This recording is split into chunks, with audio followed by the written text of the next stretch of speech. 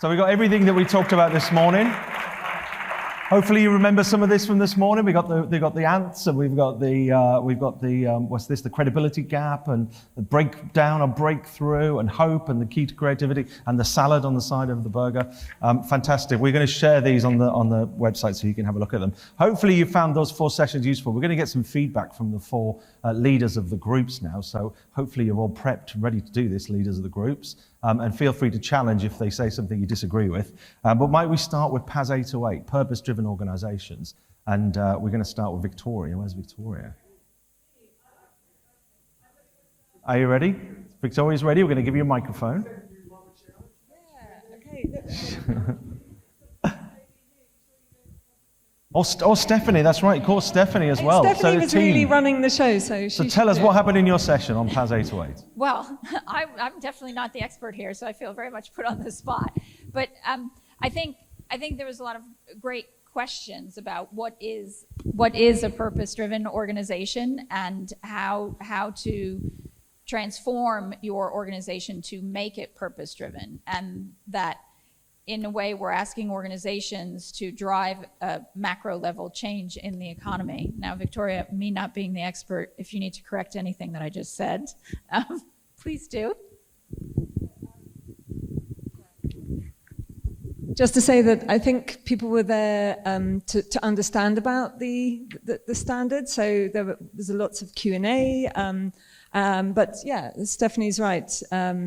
What came out was, I think, a shared sense that we have massive challenge in terms of existential threat to our long-term well-being for everyone, i.e. sustainability, and that we need organizations that are aligned with delivering that future, and that currently they're fundamentally misaligned, in fact, underpinning that existential threat. So PAS 808 sets the vision, the shared consensus-based vision of what we want organizations to look like, what they need to look like if they're going to correct those tensions and those flaws. And therefore the question then becomes, how do we bring them about? How do we change the regulation legislation? So that's the sort of discussion we had.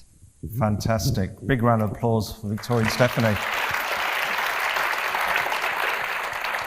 Anybody want to fundamentally disagree with any of that or make their final points on PAS 808?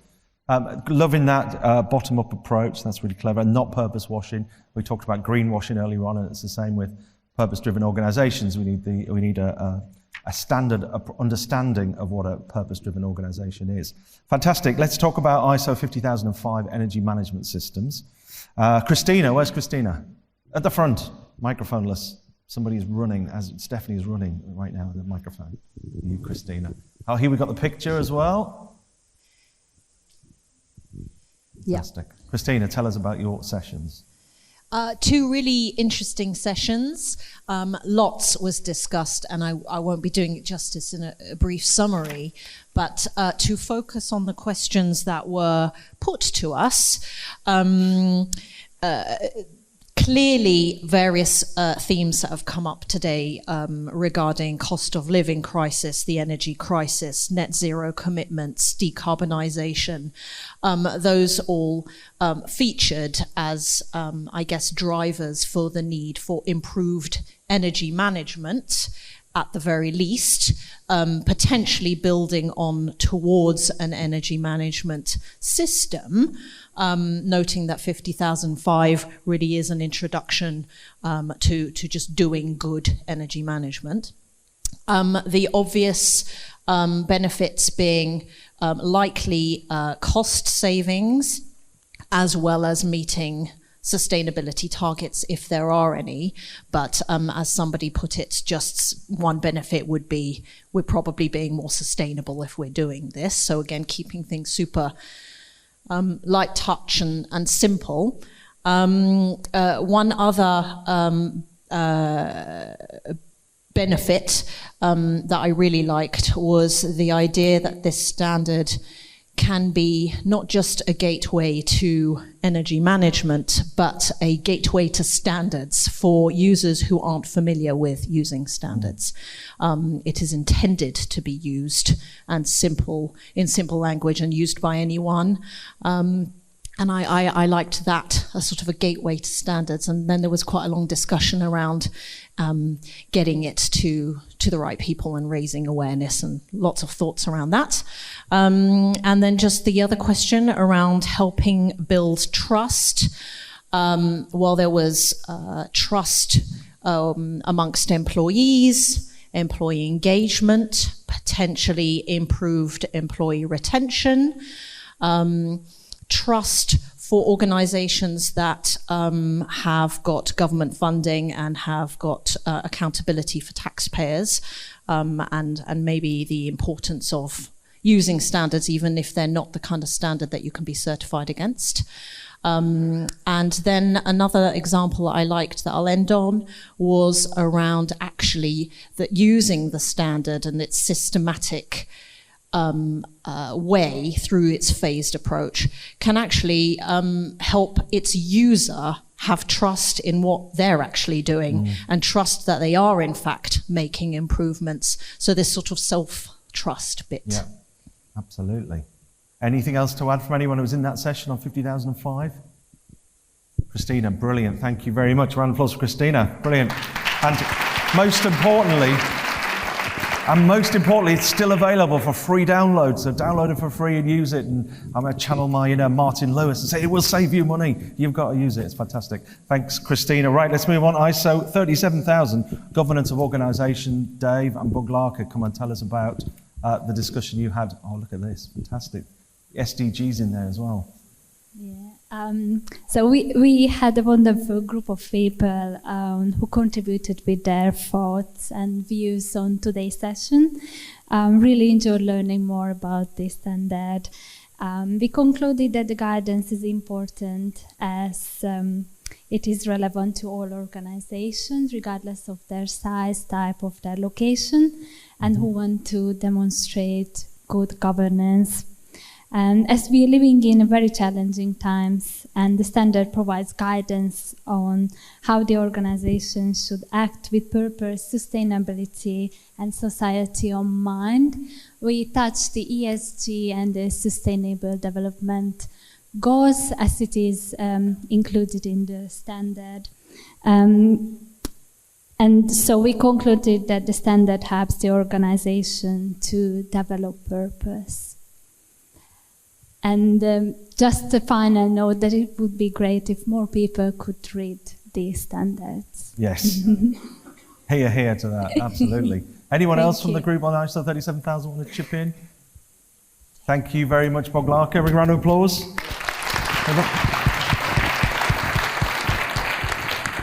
These are really great. We love the visual scribes. We're going to share these as well, aren't we, later? Right, let's move on to the last one, the FLEX 8670, the core criteria for building safety in competence frameworks. And Claire, over to you, Claire. Hi, Claire. That's fine. Hi, yes. So we had two very interesting discussions, quite different, actually.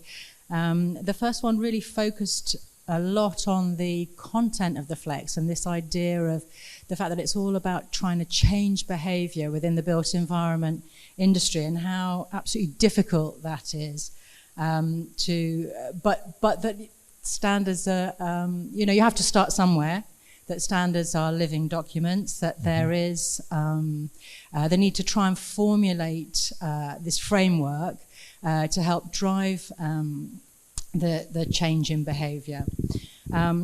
The sense of the need for trust was really, the discussion focused a lot on training and underpinning the standards, supporting the standards around the use of training and how that might work.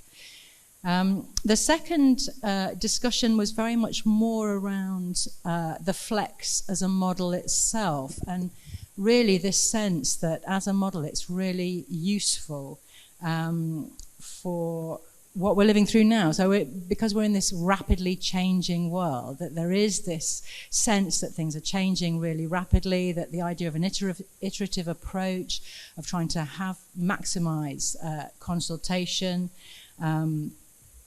was really focused down on in the second discussion, and how even we have got models for this idea of using a framework with other applications underneath it, but it's a really good model for trying to explore these new areas and using the Flex system to actually sort of drive through change and respond to, as it was used for the pandemic, which was very good, and maybe as a way of approaching some of the elements of the energy crisis as well. Brilliant. Thank you very much. Any other comments from anyone who was on the Flex discussion? Brilliant. Thanks. Thank you so much, Claire. Big round of applause for Claire.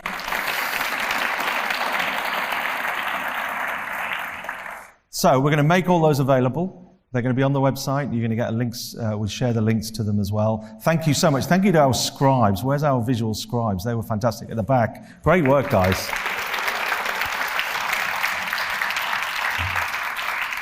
You want one of those in your daily life just to make sure you keep a track of everything you're supposed to be doing in a visual format. Thank you. Thanks to all of our people who put the event on. Thanks to Stephanie and the events team and Lemon Zest, our great production company. This isn't the end. This is the start of the conversation. But we're going to have drinks right through those doors in a second. So please do, if you can stay around, do come and stay and talk to us, and let's keep the conversation going. And thanks again and well done to all of our winners today, all of the award winners. Your stories really are inspiring, and we will share them as well. And we look forward to seeing you at this event next time. But let's join us for a drink and let's celebrate the day. Thanks very much for your time. Thanks, guys.